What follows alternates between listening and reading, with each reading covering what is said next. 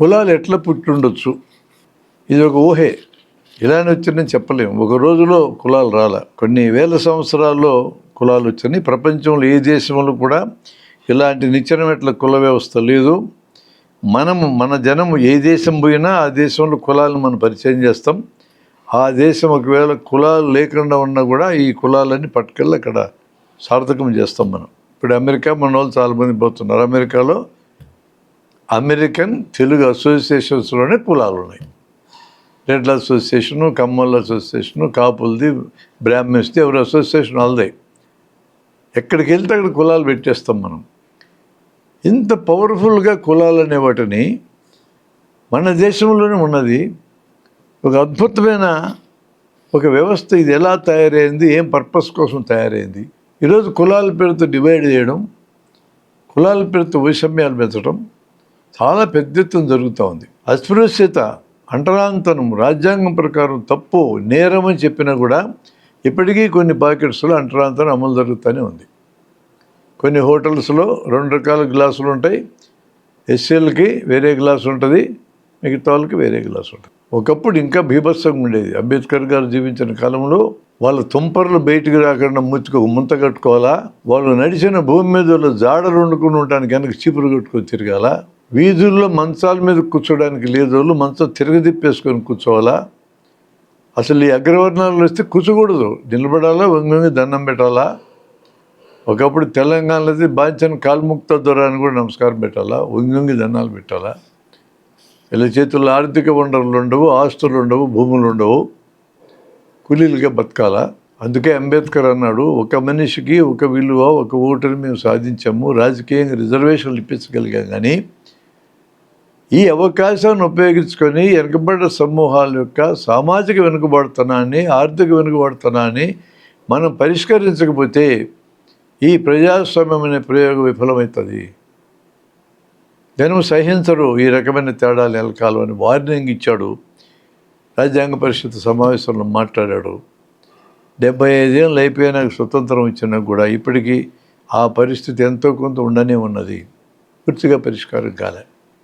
ఎందుకంటున్నానంటే దాదాపు 16.6%గా ఎస్సీలు ఉంటే వాళ్ళ చేతుల్లో ఉండే ఆస్తులు 0.2%. 50%గా మహిళలు ఉంటే దేశంలో వాళ్ళ చేతుల్లో ఉన్న ఆస్తులు 2%.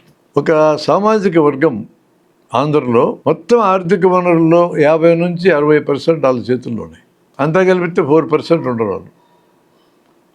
ఇంత అంతరాలు ఆర్థిక పరంగా ఉన్నాక ఈ ఆర్థిక పరంగా ఉన్న బలం సామాజిక పరంగా బలాన్ని ఇస్తుంది కదా. ఆర్థిక సామాజిక పరంగా ఈ అంతరాలు ఉన్నాక రాజకీయ పరంగా ఇచ్చినటువంటి రిజర్వేషన్తో గెలిచిన వాళ్ళు ఈ ఆర్థికంగా సామాజికంగా ముందున్నటువంటి వర్గాలకు సహాయపడే వాళ్ళుగా మిగిలారు తప్ప తమ సమూహాలకి మేలు చేసేటట్టుగా ఎటువంటి క్రియాశీల కార్యక్రమంలో పాల్గొనలేని పరిస్థితులు ఉన్నారు. ప్రపంచంలో మానవ జాతికి నిలకడ వ్యవసాయం తర్వాత వచ్చింది. ఈ వ్యవసాయం వయసు 15,000 ఏళ్ళ కంటే ఎక్కువ ఉండదు. అంతకు ముందంతా హంటర్ గ్యాదరర్స్, వేటాడేవాళ్ళు, పళ్ళు దుంపలు లాంటి కలెక్ట్ చేసి తినడమే, మరి సేకరించి తినడమే, అట్లా ఉండేది. దాదాపు 15,000 ఏళ్ళ నుంచి వచ్చిన వ్యవసాయము స్థిర నివాసాన్ని ఇచ్చింది. జంతువుల్లాగా తిరగవు, మొక్కలు అక్కడే పడి ఉంటాయి, ధాన్యం ఇస్తుంది. జంతువు సంవత్సరానికి 2 పిల్లల కంటే ఒక గింజ నాటితే 100-200 గింజలు వస్తాయి. దీన్ని కనిపెట్టాడు మానవుడు. ఈ వ్యవసాయం సజావుగా నడవాలి అంటే వ్యవసాయానికి అనుబంధంగా ఉండే అనేక వృత్తులు కూడా నడవాలి. కమ్మరము, కుమ్మరి, వడ్రంగము, నేత, చెప్పులు తయారు చేసేటోళ్ళు, తాపీ పనోళ్ళు, బావులు దవ్వేటోళ్ళు, ఇలాంటి వృత్తులన్నీ ఉండాలి.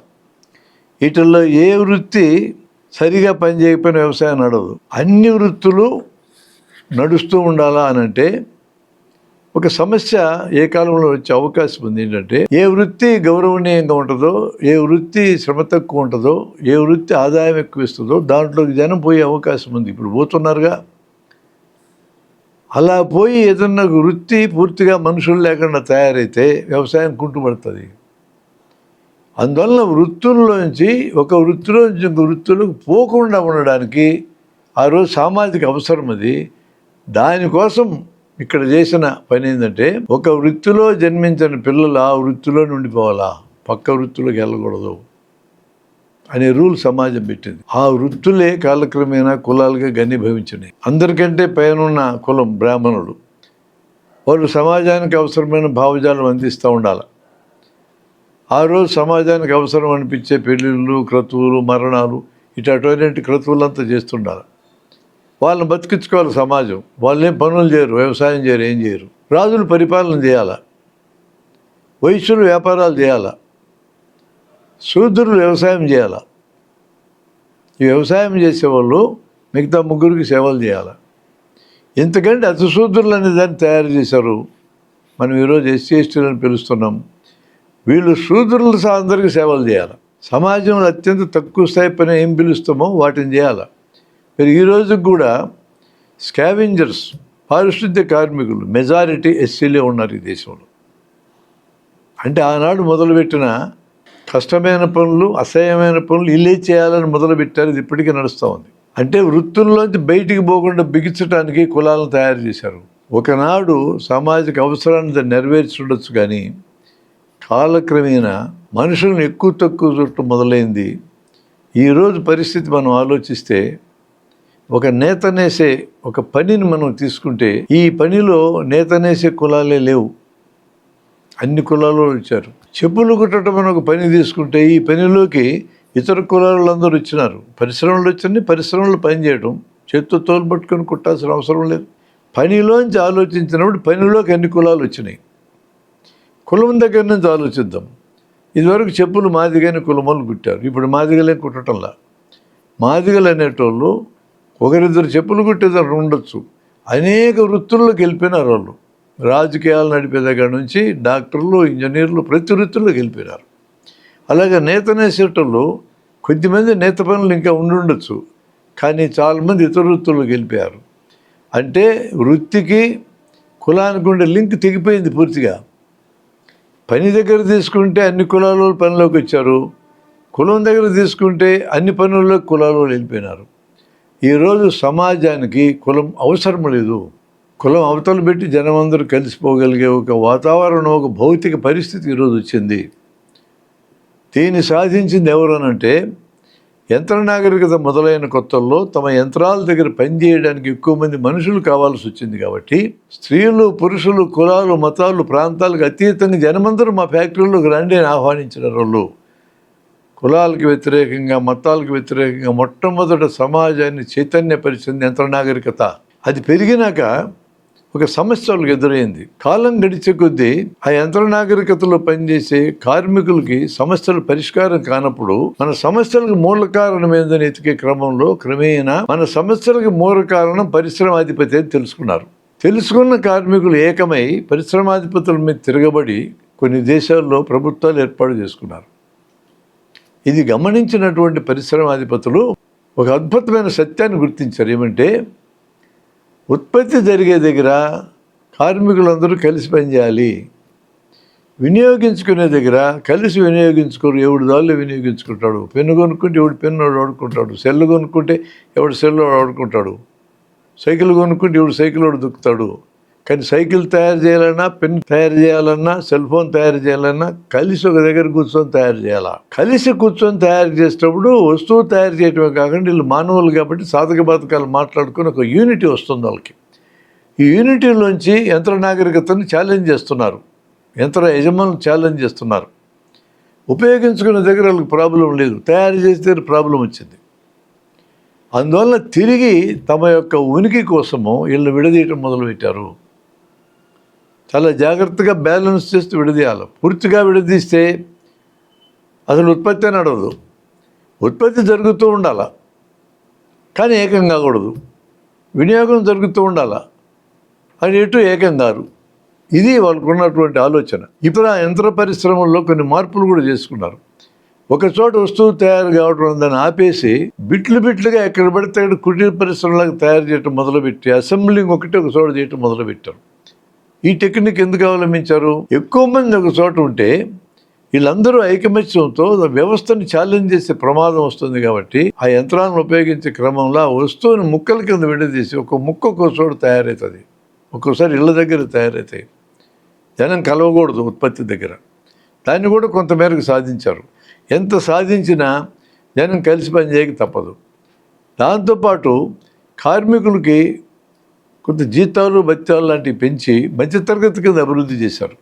మధ్యతరగతి కింద అభివృద్ధి అయినటువంటి ఇంకా ఎదగాలని కోరుకుంటాడు, అత్యంత కింద ఉన్న వాళ్ళతో కలవడు. ఒకప్పుడు కార్మికులకు పోగొట్టుకోవడానికి ఏమీ లేదని అన్నాం. ఈరోజు కార్మికులకు పోగొట్టుకోవడానికి చాలా ఉన్నాయి.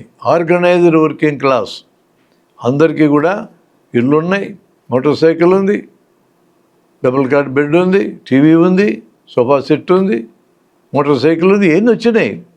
అంటే మిడిల్ క్లాస్ కింద మారిపోయినారు. పోగొట్టుకోవడానికి ఇన్ని ఉన్నాయి. పోగొట్టుకోవడానికి సంఖ్యలో తప్ప ఏమీ లేదనే పరిస్థితి కాదు. పోగొట్టుకోవడానికి సంఖ్యలో తప్ప ఏమీ లేదనే పరిస్థితి ఈరోజు అనార్గనైజ్డ్ వర్కింగ్ క్లాస్కి ఒక మేరకు ఉంది. వాళ్ళను కూడా పైకి అభివృద్ధి చేస్తారు.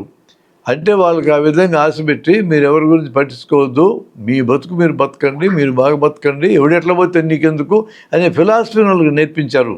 ఏమైనా ఉత్పత్తి దగ్గర కలిసి ఉంటారు, అక్కడ వాళ్ళు మాట్లాడుకుంటారు. కులాలకు అతీతంగా, మతాలకు అతీతంగా, ప్రాంతాలకు అతీతంగా, స్త్రీ పురుష విభేదానికి అతీతంగా జనం మాట్లాడుకుని ఒక యూనిటీగా తయారైతే ఇది ప్రమాదకరం. కాబట్టి ఏ కులాలు మతాలకు అతీతంగా జనాన్ని కలిపినారో ఆ పరిశ్రమాధిపతులు ఈరోజు తమ యొక్క ఉనికి కోసం విడదీయటం మొదలుపెట్టినారు.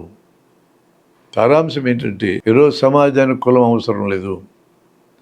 మతం వ్యక్తిగతంగా ఉంచుకోవచ్చు, మతం యొక్క అవసరం కూడా మనిషికి లేదు. అదొక ఆత్మికమైన అంశం. ఆడు తృప్తిగా దేవుణ్ణి పూజించుకుంటాడు, పండుగలు చేసుకుంటాడు, ఆ సమూహం కలుస్తుంది, ఆ సోషలైజేషన్ ఉంటుంది, అంతవరకే. సమాజ అవసరం కాదు అది, వ్యక్తుల యొక్క ఆత్మికమైన అవసరాల కింద మారిపోయినాయి.